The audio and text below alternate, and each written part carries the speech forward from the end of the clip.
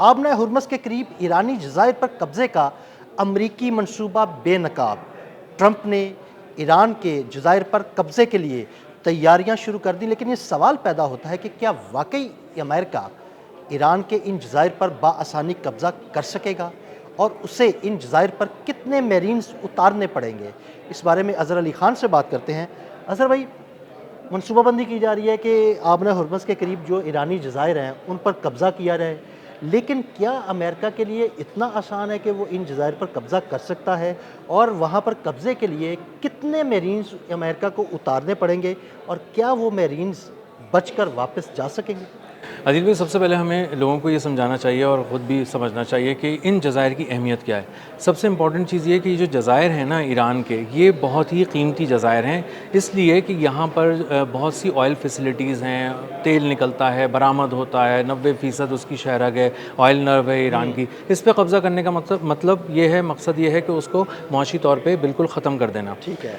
दूसरा ये कि इन जज़ायर पे कुछ ऐसा मिलिट्री इक्विपमेंट लगाया हुआ है, कुछ ऐसे ड्रोन्स की फैसिलिटी है, मिसाइल साइट्स हैं, जो आबना हुर्मुज़ में ईरानी पासदाराने इनकलाब का जो होल्ड है उसको एक तरह का सपोर्ट फराहम कर। बिल्कुल, वो होता यही है कि इन्हीं जज़ायर में लगे हुए जो मिसाइल सिस्टम है वहाँ से मिसाइल निकलते हैं और आबना हुर्मस से गुजरने वाला कोई ऐसा जहाज़ जो इजाज़त ना लेके गुजरे उसको निशाना बनाते हैं। उसको निशाना बनाते हैं, या अमेरिका अगर कुछ करना चाहे, वो कब्ज़ा करना चाहे तो वहाँ पे निशाना लगाते हैं उसको। अब इन जज़ायर पे कब्ज़ा करने का मतलब ये है कि दो फ़ायदे होंगे अमेरिका को, जिसको वो देख रहे हैं। डोनाल्ड ट्रंप वो ये कह रहे हैं कि एक तो हम इनके ऑयल पे कब्ज़ा कर लेंगे और दूसरा ये कि हम आबना हुर्मुज़ पे भी कब्ज़ा हो जाएगा हमारा मुफ्त में। तो ये एक तीर से दो शिकार करना चाहते हैं। अब आते हैं इसकी ग्राउंड रियलिटीज़ को देखते हैं, मारूजी हक़ाइक़ क्या है। मतलब क्या ऐसा मुमकिन है कि नहीं? क्या ऐसा मुमकिन है कि नहीं? ये बहुत मुश्किल ऑपरेशन है। इसको दुनिया भर के जो पढ़े लिखे लोग, दाना लोग, दूर अंदेश लोग इसको जब उसका तज्ज़िया कर रहे हैं, परख रहे हैं इन सारी बातों को, तो वो ये पूछ रहे हैं कि भाई आप उसके तेल के ज़खायर पे, जज़ायर पे कब्ज़ा करने जा रहे हैं, किस कीमत पर? क्योंकि आपको 5,000 से 10,000 मरीन्स वहाँ पर उतारने पड़ेंगे।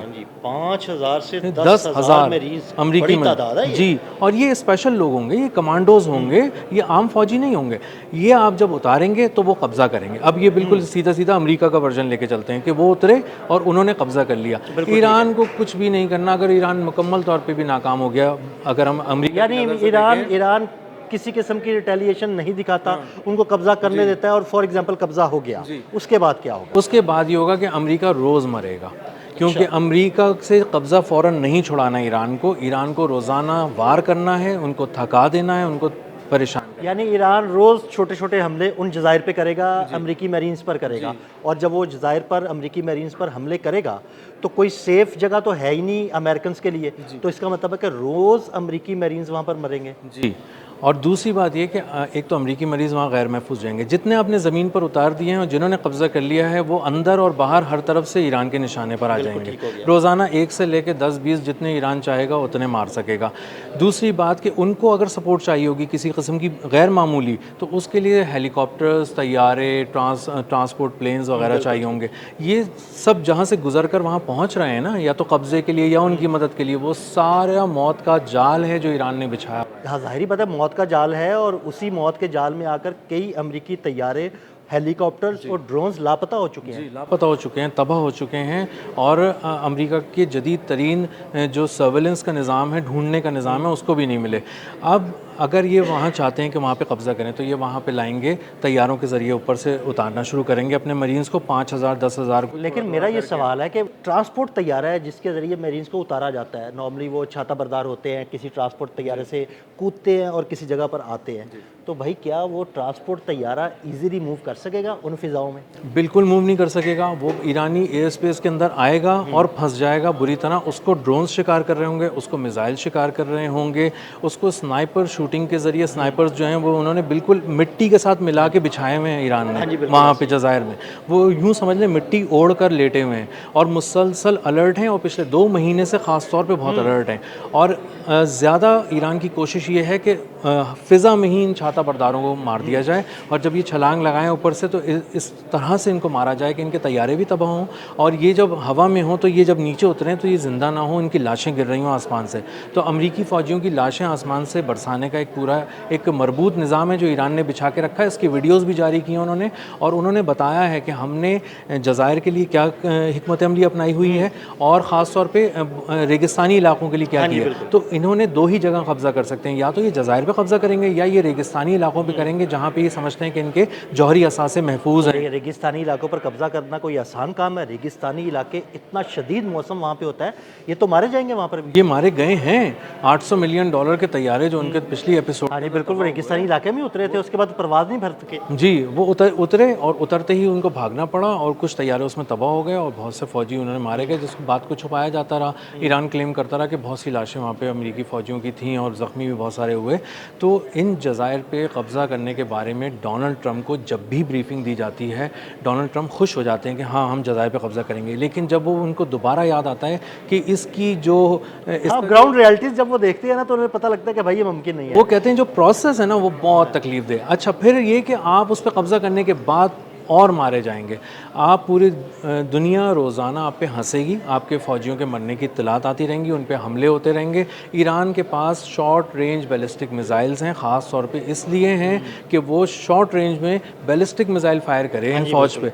अब जब आप सोचेंगे ये एक जजीरे पे कब्ज़ा किए बैठे हैं और उससे ईरान कनेक्टेड है बहुत सारे जज़ायर से, कुछ एक आधी खार्ग वगैरह है जो थोड़ा सा अलग है, तो जो जुड़े हुए इलाके हैं उन पे तो हर तरफ से हमला होगा, हर रोज़ होगा।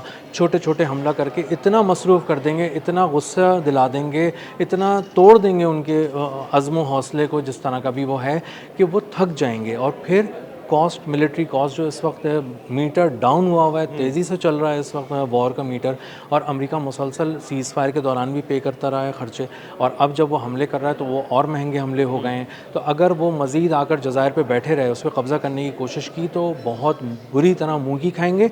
और ये मेरे अल्फाज नहीं है आदिल भाई, या आपकी ख्वाहिश नहीं है, बेसिकली क्या है, ये उनकी इंटेलिजेंस की रिपोर्ट्स हैं जो वो डोनाल्ड ट्रंप को पेश करते हैं और कहते हैं कि ज़मीनी ऑपरेशन नहीं हो सकता, और ज़मीनी ऑपरेशन किए बगैर आप ईरान पे कब्जा नहीं कर सकते। अज़र भाई, वो मुहावरे हैं ना, वो अहमको की जन्नत और हवाई किले, तो मुझे लगता है कि दोनों मुहावरे जो है ना वो ट्रंप पर सादिक आते हैं। बिल्कुल ऐसा ही है।